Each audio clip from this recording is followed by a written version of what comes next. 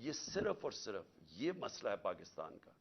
اس لیے آج ہم سب کو قانون کی حکمرانی کے ساتھ کھڑا ہونا چاہیے. یہ جو کر رہے ہیں، یہ جو مافیا اوپر بیٹھا ہوا ہے اور ان کو بٹھایا گیا، اس مافیا کے سامنے ہمیں کھڑا ہونا پڑے گا.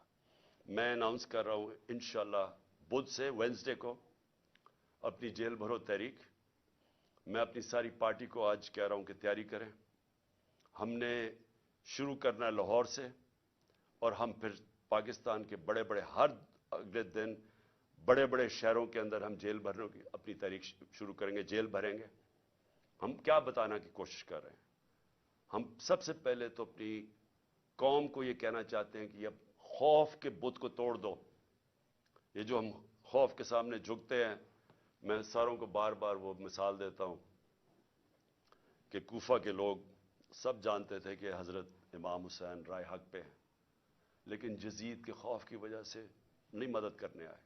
اور وہ آج تک جب تک دنیا رہے گی وہ پچھتائیں گے، ادھر کے لوگ پچھتائیں گے کیوں نہیں ہم کھڑے ہوئے.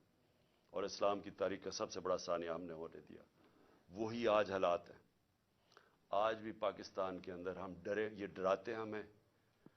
جس طرح فرعون کی سے ڈر کے وہ سارے لوگ غلام بنے ہوئے تھے جب حضرت موسیٰ آئے اور انہوں نے کوئی اس کا سامنا کھڑا ہوا.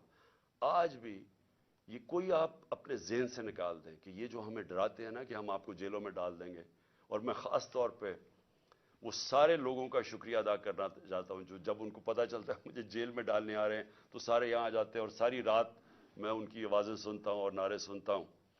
تو میں ان کا شکریہ ادا کرنا چاہتا ہوں. لیکن میں ان کو بھی سب کو کہنا چاہتا ہوں کہ دیکھیں، یہ ہمیں یہ جو جیل سے ڈرا رہے ہیں، ہم جیل بھر دیں گے. ان کے پاس جگہ ہی نہیں ہوگی جیلوں کے اندر. لیکن یہ تو نہیں ہوگا کہ جیل کے خوف سے یہ ہر قسم کا ظلم کریں اس ملک پہ. چوروں کو